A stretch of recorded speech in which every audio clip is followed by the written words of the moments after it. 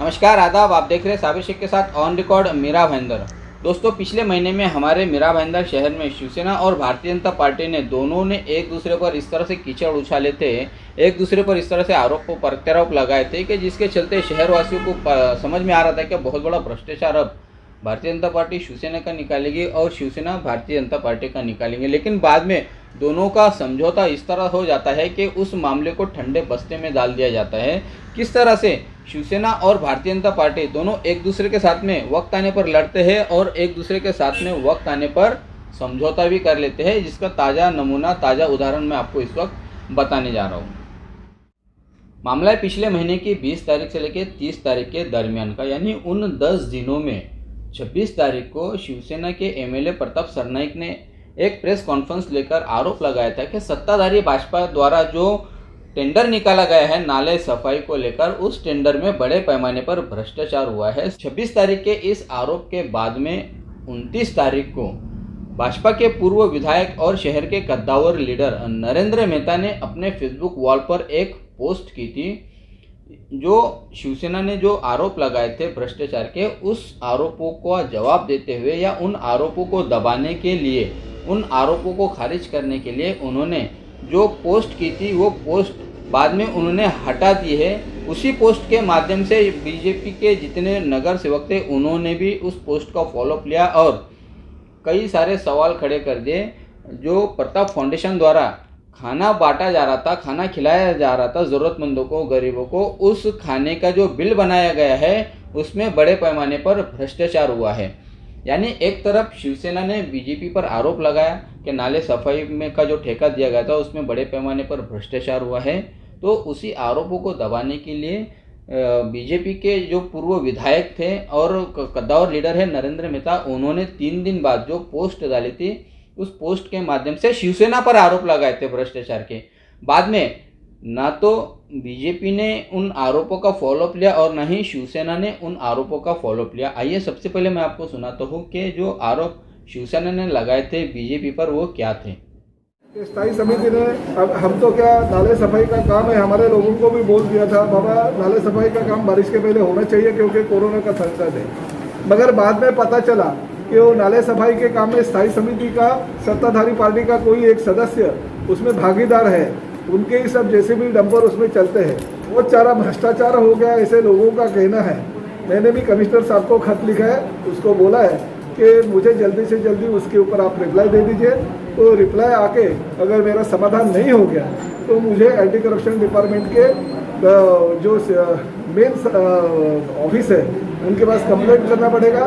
Corona की इस पार्श्वभूमि में फिर भी इस लोगों का अगर जो मीरा भाईंदर शहर के कर वाले लोग हैं उनका पैसा अगर हड़पने का काम ऐसे कोई लोग करते रहेंगे तो उनके खिलाफ शिवसेना रास्ते पे उतरेगी।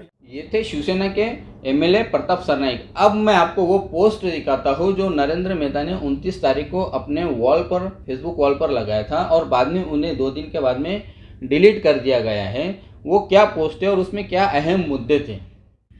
महाराष्ट्र नियम अनुसार कोविड महामारी के चलते सारे निर्णय के अधिकार कलेक्टर और कमिश्नर को दिया गया है।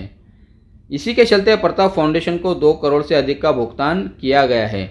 इस विषय की मंजूरी और लोकल बॉडी की सलाह के बिना ही किया गया है। सामाजिक सेवा की आड़ में निश्चित रूप से भ्रष्टाचार हुआ है। यही फूड पैकेट जिसकी कुल कीमत 12 रुपये है, बाकी की संस्थाएं मुफ्त में दे रही है और प्रताप फाउंडेशन 30 रुपये में फूड पैकेट महापालिका को बेच रही है। अगला आरोप उन्होंने लिखा है कि जबकि चावल और अन्य सामग्री सरकार द्वारा दिया जा रहा है तो 30 रुपये केवल खाने बनाने की कीमत, क्या ये सही कीमत है? इस विषय पे महाराष्ट्र सरकार के प्रतिनिधि क्या कर रहे हैं, कहा गए मीरा भाईंदर के भ्रष्टाचार के ठेकेदार।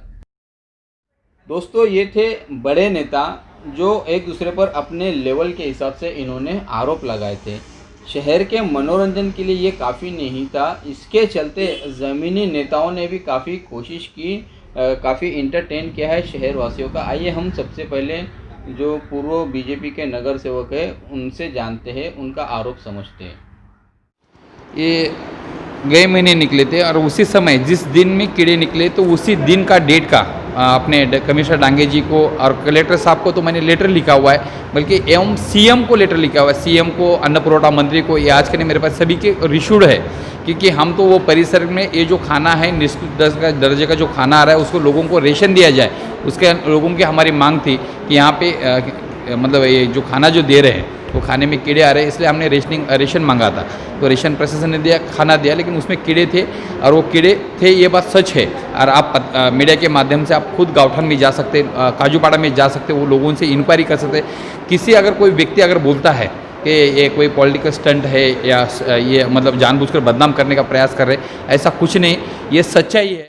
देखिए, ये बिल्कुल बेबुनियाद फ़ोटो था, बेबुनियाद जो है वो पिक्स था, और कहीं न कहीं जो है एक विरोधी दल के नेता होने के नाते जो है वो कहीं न कहीं ऐसे आरोप प्रत्यारोप जो है, चूँकि मैं एक पार्टी से बिलोंग करता हूँ और कहीं न कहीं जो फाउंडेशन के लोग हैं वो मेरे परिवार से है, ऐसे तौर पे लाजमी है उनको आरोप लगाना जो है। लेकिन कोई क्रिएट करके उसमें कहीं न कहीं दिखा के, जानबूझ के दिखा के डालेगा तो उसका कोई इलाज भी नहीं है। लेकिन जिसको खाली जो है ये आरोप लगा के अपना दामन साफ़ करना है, ऐसे आरोप लगाएंगे नहीं तो उनका दस्तक जो है इस शहर में नहीं हो पाएगा।